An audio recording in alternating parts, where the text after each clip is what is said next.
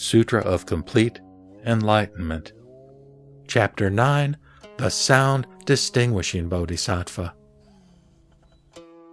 The sound distinguishing Bodhisattva, who was in the assembly, rose from his seat, prostrated himself with his head at the feet of the Buddha, circled him thrice from the right, bowed upon his knees, brought together his two palms with crossed fingers, and said, "O world-honored one of great compassion, such Dharma doors are very rare indeed.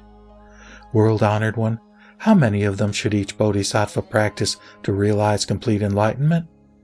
May you expediently teach this assembly and future living beings in the period of the Dharma's termination so that they can be awakened to fundamental reality." After saying these words, he again made the same prostration and the same request for a second and third time. Thereupon, the world-honored one said to the sound-distinguishing Bodhisattva, "Excellent! Excellent!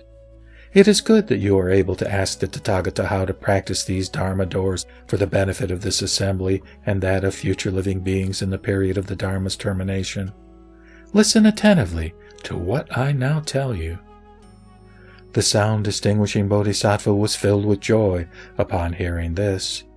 He and the assembly kept silent to hear the teaching. The Buddha said, "Virtuous man, fundamentally, the pure and clean nature of the complete enlightenment of all Tathagatas is beyond the reach of practice or practicer. All Bodhisattvas and future living beings in the period of the Dharma's termination, in their illusory efforts to practice self-cultivation from their unenlightened state, have the choice of 25 kinds of meditative study, which are conducive to the attainment of pure and clean imperturbability. If Bodhisattvas concentrate only on the state of utter stillness, and thereby succeed in eradicating klesha forever by means of the power of samadhi, they will achieve the ultimate, and without rising from their seats, they will enter the state of nirvana. This is the single practice of samatha.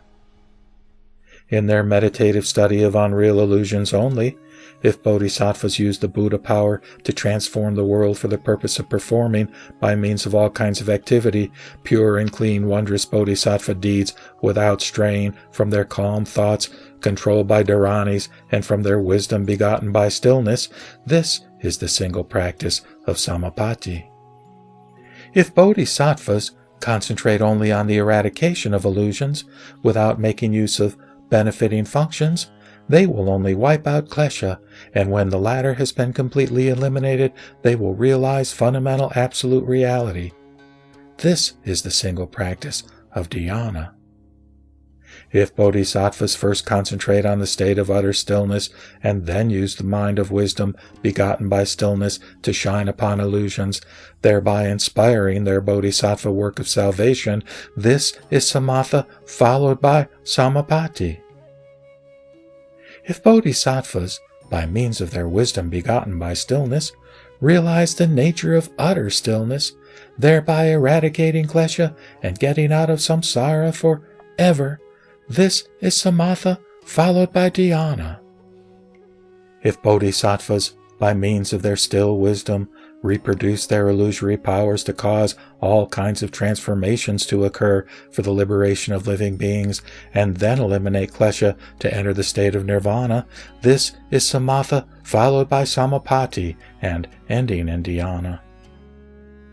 If Bodhisattvas, by means of the power begotten by utter stillness, first wipe out klesha and then perform pure and clean profound Bodhisattva deeds to liberate living beings, this is samatha followed by dhyana and ending in samapatti. If Bodhisattvas use, by means of the power begotten by utter stillness, their minds to wipe out klesha and then liberate living beings and set up worlds, this is samatha followed by the simultaneous practice of samapatti and dhyana. If Bodhisattvas, by means of their power begotten by utter stillness, give rise to transformations and then eradicate klesha, this is the simultaneous practice of samatha and samapatti followed by that of dhyana. If bodhisattvas use their power begotten by utter stillness to realize nirvana first, and then make full use of their power of transmutation in the world, this is the simultaneous practice of samatha and dhyana, followed by that of samapatti. If bodhisattvas, while in accord with their power of transmutation, concentrate on the state of utter stillness, this is samapatti, ending in samatha. If bodhisattvas from various kinds of state, caused by their power of transmutation, concentrate on the still and passionless condition, this is samapatti, ending in dhyana.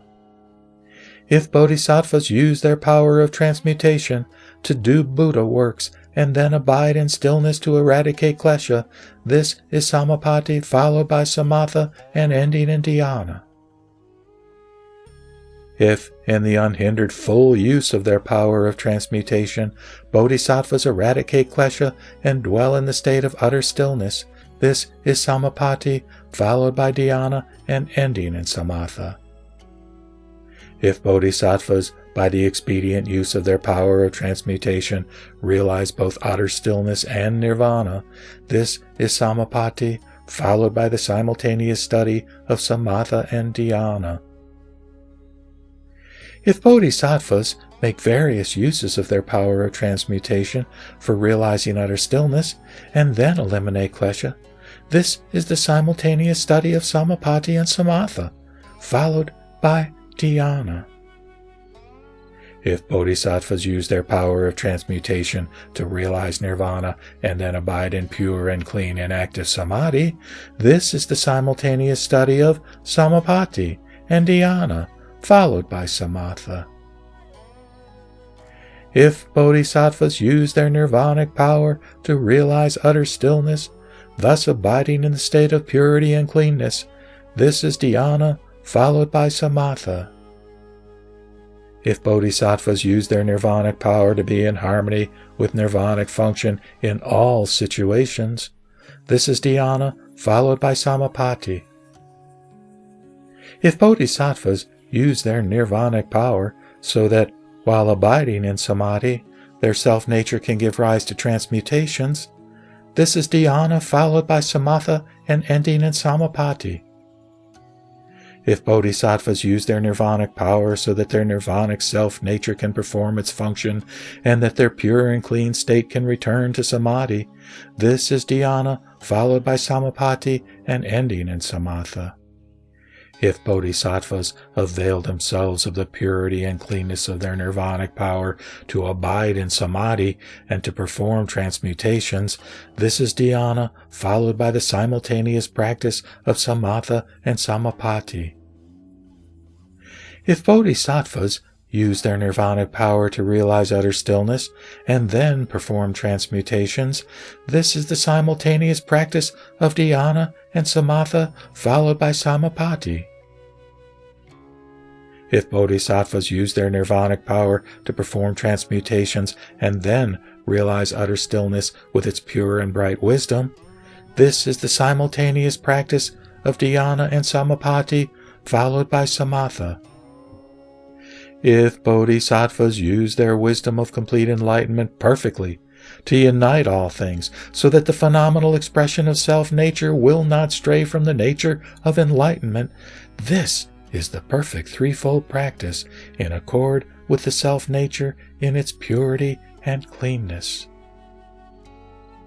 Virtuous man, these are called the Bodhisattva's 25 methods of meditation, which all bodhisattvas should follow in their practice.